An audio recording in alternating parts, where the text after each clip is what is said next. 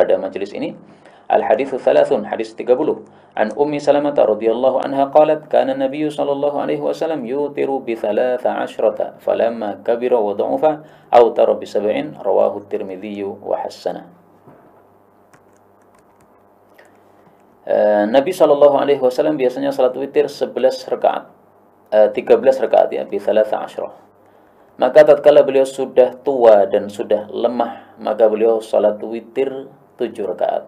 Hadis diriwayatkan Tirmidzi dan dihasankan olehnya. Yang dimaksud yutiru salat witir itu maksudnya salat tahajud. Jadi kadang-kadang istilah witir maknanya salat tahajud. Kadang-kadang juga istilah witir maknanya salat witir yaitu salat penutup tahajud. Karena itu untuk menentukan apakah witir yang dimaksud pada suatu hadis itu adalah salat witir ataukah salat tahajud, kita lihat siyaqul kalam, kondisi kalimatnya ya. Di sini kondisi kalimatnya menunjukkan bahwa yang dimaksud witir adalah salat tahajud. Demikian dijelaskan oleh para ulama. Hadis ini menunjukkan juga bahwasanya Nabi salat witirnya atau salat tahajudnya itu adalah 13 rakaat. Sementara Aisyah tadi mengatakan Rasulullah tidak pernah lebih daripada 11 rakaat. Nah, bagaimana mengkompromikan antara dua riwayat ini? Bisa kita kompromikan dengan mengatakan bahwasanya Ummu Salamah melihat apa yang dia menceritakan apa yang dia lihat yaitu 13 rakaat, sementara Aisyah menceritakan apa yang dia lihat yaitu 11 rakaat.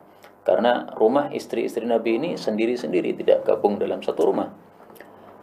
Bisa juga kita kumpulkan, kita kompromikan sebagaimana kata Syekh Albani bahwasanya kalau disebutkan 13 rakaat itu maksudnya ditambah 2 rakaat yang ringan yang dilakukan sebelum tahajud. Karena sunnahnya ketika kita bangun tidur sebelum melakukan salat tahajud 11 rakaat itu kita mulai dengan 2 rakaat yang ringan dulu ya. Kata Imam Iraqi untuk segera melepaskan ikatan setan yang ada pada tengkuk kita. Karena setan setiap malam mengikat pada tengkuk kita 3 ikatan. Satu ikatan lepas kalau kita bangun tidur zikir ya alhamdulillahilladzi ahyana ba'dama amatana wa ilaihi nusyur. Satu ikatan lagi lepas kalau kita wudu, satu ikatan lagi lepas kalau kita salat. Nah, maka kata Imam Iraqi supaya segera lepas ikatan ini, maka salatnya ringan. Kata Syekh Albani bisa juga yang dimaksud 13 rakaat ini adalah disambungkan antara 11 rakaat salat tahajud dengan 2 rakaat salat sebelum subuh nih. Karena kan seperti bersambung nih, karena itu dalam satu malam. Atau bisa juga yang dimaksud 13 rakaat ini adalah 11 rakaat salat tahajud ditambah lagi 2 rakaat setelah witir yang kadang-kadang dilakukan oleh Nabi Shallallahu alaihi wasallam dengan duduk membaca pada rakaat pertama surat Az-Zilzal, rakaat yang kedua membaca surah Al-Kafirun. Dan ini termasuk sunnah Nabi yang sudah mati. Karena itu saya mengatakan marilah kita jadikan ini sebagai PR kita untuk majelis ini, yaitu kadang-kadang setelah selesai salat witir kita salat lagi 2 rakaat dalam kondisi duduk.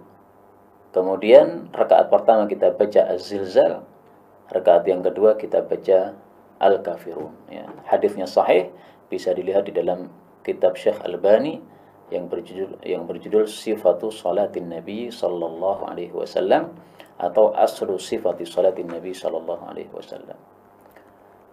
Faedah yang terakhir dari hadis ini, ketika Nabi sudah tua, beliau salat tahajudnya 7 rakaat. Nah, maka dari sini kita ketahui bahwa Rasulullah sallallahu alaihi wasallam tahajudnya maksimalnya 11 rakaat, minimalnya adalah 7 rakaat. Akan tetapi ini bukan batasan ya, bukan berarti tidak boleh kita salat tahajud kurang dari 7 rakaat, tidak boleh kita salat tahajud lebih dari 11 rakaat. Enggak, bukan batasan. Itu hanya yang dilakukan oleh Rasul sallallahu alaihi wasallam.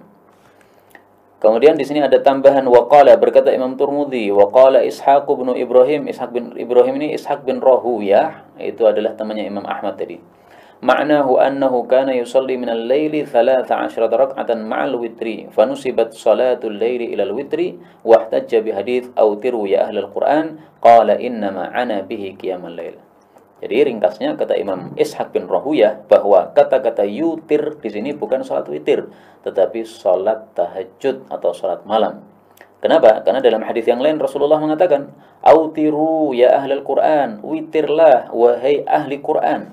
Nah, di sini Ini jelas maksudnya bukan salat witir, tapi salat tahajud nih. Autiru, salat tahajudlah wahai ahli Quran. Dan ahli Quran ini ada dua macam. Ada ahli Quran secara umum, yaitu seluruh kaum muslimin. Mereka adalah ahlul Quran. Adapun Yahudi ahlul Taurat, Nasrani ahlul Injil. Nah, umat Islam adalah ahlul Quran. Yang kedua adalah ahlul Quran secara khusus, yaitu orang-orang yang hafal Quran, ahlul Quran. Wallahu ta'ala alam bisawab. Inilah yang dapat kita pelajari pada sore hari ini. Benarnya dari Allah Subhanahu wa taala, dan apabila ada salahnya fa astaghfirullahal azim li wa lakum. Insyaallah pertemuan berikutnya kita baca hadis 31 sampai hadis 36 sehingga